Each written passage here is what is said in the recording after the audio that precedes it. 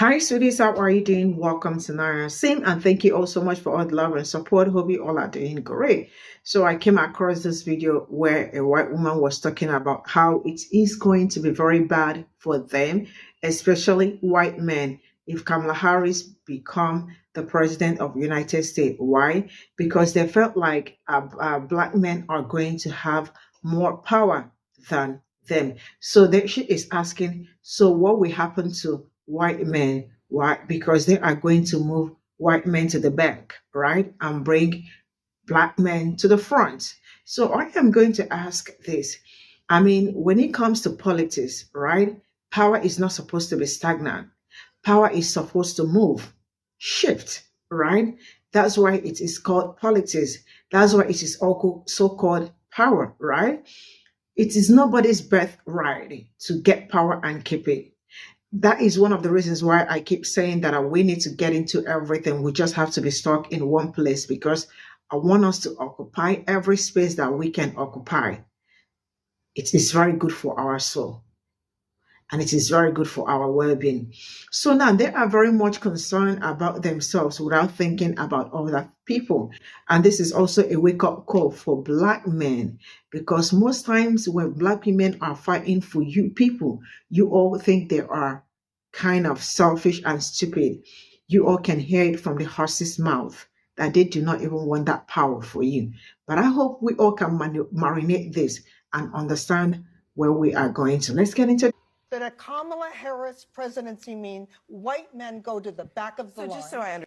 When the United States was being founded, one of the reasons why George Washington cited as to not going into the founding of the United States with a slavery-free policy is that it would be a disaster for white men. People who opposed Abraham Lincoln becoming president and then subsequently seceded from the Union, they did so because they cited that it would be a disaster for white men. When the Civil Rights Act was being proposed, one of the reasons why people opposed it is because they said that creating pathways for black people to be able to have equal rights would do a disservice to white men. When affirmative action became the law of the land, one of the reasons why people opposed it is because they said that it would take away from white men. When Barack Obama was running for president in 2008, one of the reasons why people talked about that they didn't want to see him become president is because they felt that if he was president, that he would disenfranchise white men. And now you hear in the year of our Lord, 2024, this. You're saying that women, white women in particular, are going to vote against Kamala Harris because they have been the beneficiaries of diversity because they know what's happening to their husbands when their husbands apply for a job, when their sons apply to get a job. I can tell you that young men, young white men graduating from college and going into the workplace this year are being told, you know, we'd like to hire you, but we have a quota we have to fill with women and minorities. I'm sorry. That is what is happening, and it is a very important issue to Americans. Every example I just cited for you did not destroy the patriarchy or end white supremacy. As a matter of fact, white supremacy and the patriarchy still exists to this day. And so the idea that Kamala Harris being elected will do something bad for white men is laughable. But the reality is that white men are the only people group in the history of this country who have always been protected by the government. So the reality is that the only group of people for whom the laws of the land have intentionally given them advantages they don't deserve is white men. And everybody else has been fighting for crumbs this entire time. And whenever any other group of people get a crumb, they are accused of stealing from the people who are given something they don't deserve in the first place. So affirmative action and DEI has actually only been a byproduct of the truth that the government has always protected white men. Thank you for coming to my TED Talk. That a Kamala Harris presidency mean white men go to the back of the line? Oh no, a Kamala presidency means white men go to the back of the line. Oh no, there are some white men that are okay with that. Oh no. This is becoming tiring listening to. I've heard every misconception about this woman, and not a single ounce of truth from you raggedy back bastards. So what she's basically saying is, A Trump presidency means white men stay in the front of the line. But I'm racist. I'm racist. Not that it really fucking matters, but some white men are okay with that. Did you think all white men voted Republican? No. No, a lot of them don't. A lot of them don't. The numbers are small, but they're still there. These white men see white patriarchy for what the fuck it is, and they like, And when the avatar of Donald Trump brought his ass the fuck up there, they really wasn't supporting that motherfucker. There's a whole lot of white men who were like, nah, bruh. Nah. I'm good. And the funny thing about it is, when Dick Cheney is endorsing Harris Walls, what the fuck do y'all have to say after that? Dick Cheney, who I consider to be the evilest living human being, because you know Henry Kissinger's dead and took his place at the throne of hell.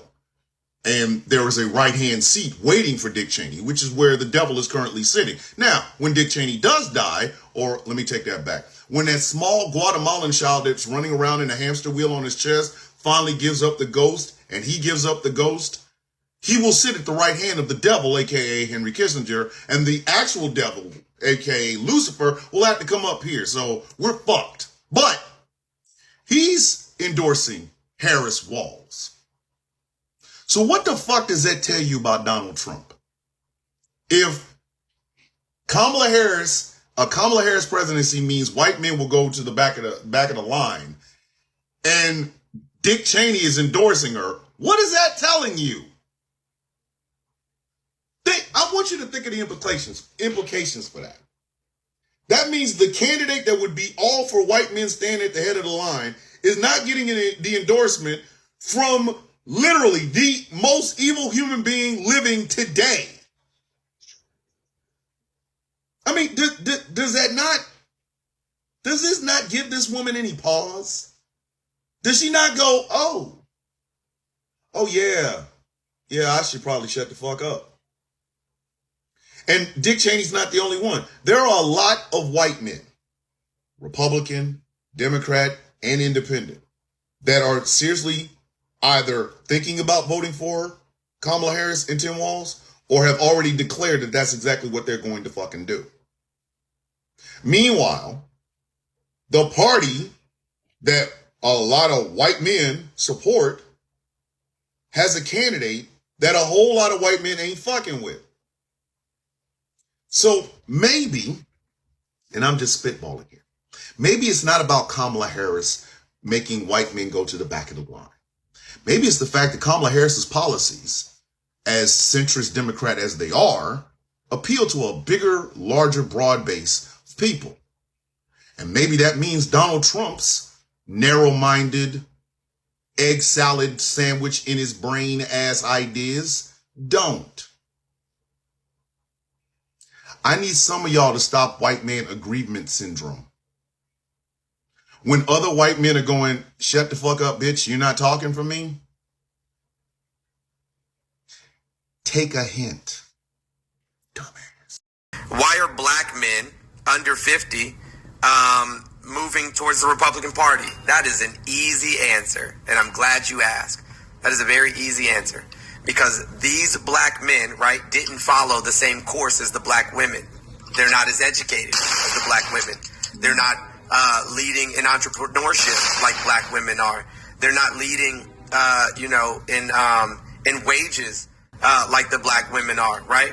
And because they're not doing those things, black women are less tolerant of accepting mediocrity and horseshit, you know what I'm saying, from black men. And so black men are pissed off, and they want, you know what I'm saying, to align with themselves with these white supremacist ideologies of the nuclear family, right? And women not having abortions, and women, you know what I'm saying, like being able to be controlled by men.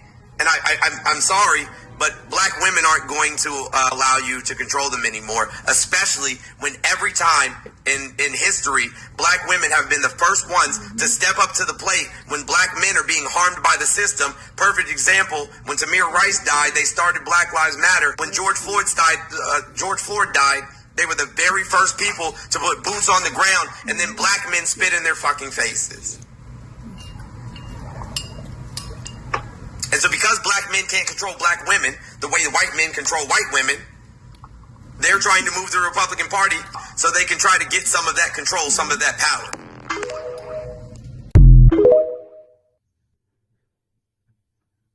White people are very intrigued by black people who are in places that they don't assume black people should be. Oftentimes when I'm traveling and I'm in 5-star hotels and I am to myself, white people not only are intrigued, but they want to have conversations with me. I travel solo for a reason, and the way people come up to me with curiosity, well, where are you from? So what do you do? It's almost like, for lack of a better term, it's almost like a circus to them.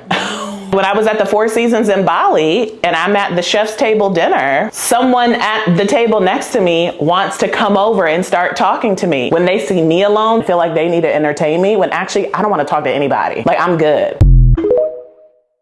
So this is all I got from this video, and I am going to ask, what is wrong with white men going to the back, right? Now, this is to tell you that some people are fighting for everybody, right? Some people are fighting just for themselves. And I don't think this is new. I mean, we've been saying this all this while.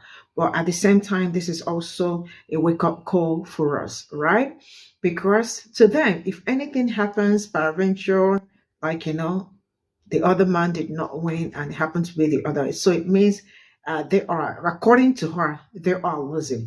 You all already know that all this while and all that, like, from the beginning of the world and all that, white men are all protected. So at this point in time, she is, or they are already scared. Like, I don't know what it's going to happen, because it's not like, we'll be losing it, right?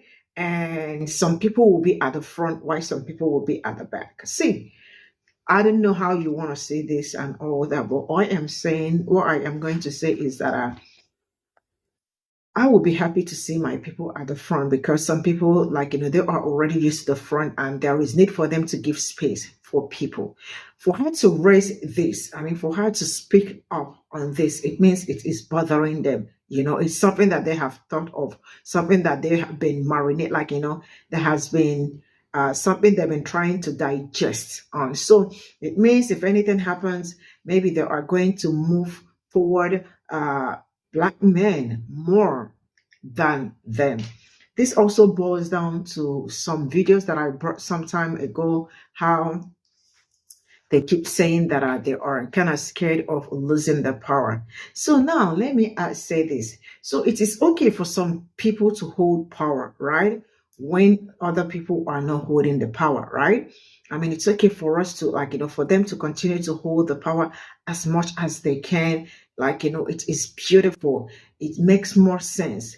But it is not okay for other people to want to test that same power that they've been, like, they've been experiencing. I don't know how to explain this for us, but I see a lot of people online, so many black men, right? Like, coming out to disrespect probably black women due to their stand, or like stand. And see, when I say black men, I do not mean all black men, because I see a lot of you, like so many amazing black men out there fighting so hard for black women, right? So do not get me wrong, please. I see some of them, and those ones that I see are the coons. You all already know when I say the coons, right? You see them talking down on black women and all that, when black women are fighting so hard, not just for only them, for everybody. And some people are being ignorant. I don't know if you understand this.